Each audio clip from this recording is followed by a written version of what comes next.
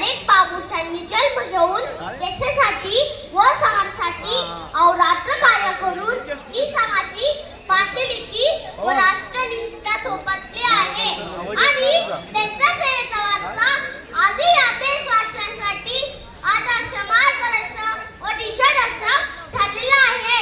अशा सर्व महापुरुषांना श्रीवान अभिवादन. या देशात विचारांची वंशावळ तथागत बुद्धांनी जिथून सुरू केली ती वंशावळ म्हणजे समतावादी होय.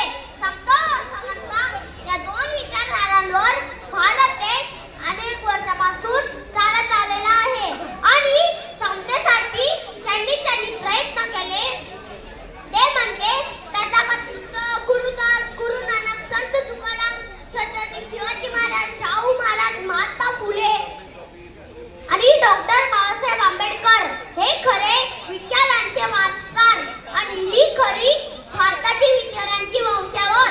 आज आपण डॉक्टर बाबासाहेब आंबेडकरांची जयंती साजरा करत आहोत आणि आज दिवस भारताच्या अनेक ठिकाणी समता दिन व न्याय दिन म्हणून साजरा केला जातो आणि आपल्या देशातल्या एका मनुष्याचा अशा रीतीने प्रतिसादही गौरव हवा ही आपल्यासाठी अभिमानाची बाब आहे.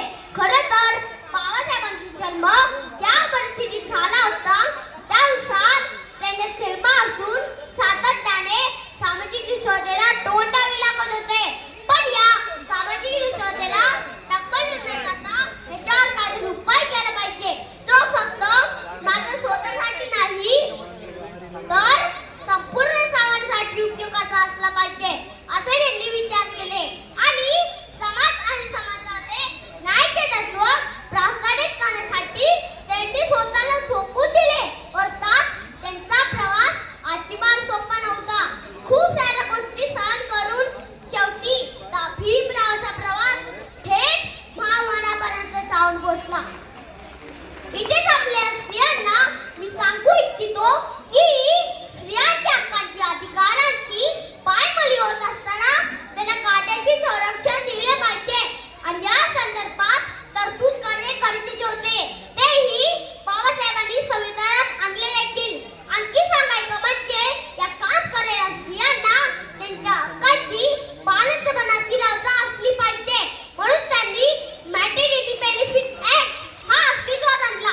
त्यानंतर ते जेव्हा कायद्यामध्ये झाले तेव्हा त्यांनी एक महत्त्वाची बाब केली ती म्हणजे समान कामासाठी समान वेतन.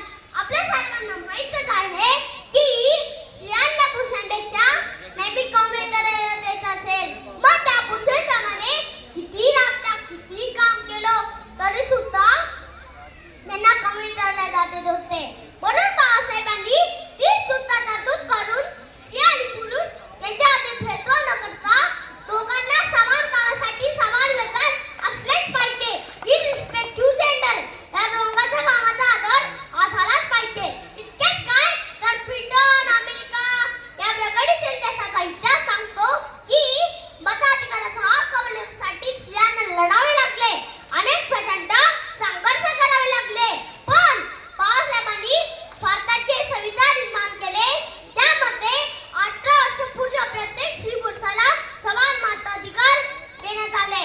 या मताला मूल्य देखील समान देण्यात आले. मेल फिमेल आता फरक न करता एक मत एक मूल्य अशा पद्धतीने बाबासाहेबांनी आपल्याला अधिकार दिले. त्यानंतर आणखीन एक महत्त्वाचा मुद्दा त्यांनी सर्वांसमोर मांडला तो म्हणजे हिंदू कोड बिल. यामधील सर्व तरतुदी अशा होत्या की त्यातून मुले स्त्रीला एक स्वतंत्र मनुष्य एक स्वतंत्र अस्तित्व म्हणून मान्यता मिळणार होती. पण दुर्दैवाने त्या हिंदू कोड बिलाला विरोध होऊ लागला आणि या कोड बिलातील 4 सूचना केले होते. त्यामधील फक्त 4 सूचनांच्या अनुषंगाने तत्काळ सरकारने कायदे करून बाकी हिंदू कोड बिल गुंडाळून ठेवले. त्यामुळे बाबासाहेबांनी कायद्यामध्ये बदलाचा राजीनामा दिला आणि हा राजीनामा देताना त्यांचे असे म्हणणे होते की हिंदू कोड बिलचा खून करायला या देशात कायद्यामध्ये म्हणून राहायचं नाही. इतके ते तत्वनिष्ठ होते. असे होते इतके ते तत्वनिष्ठ होते. असे होते बाबासाहेब. ते स्त्रियांसाठी किंवा पुरुषांसाठी लढले नाही.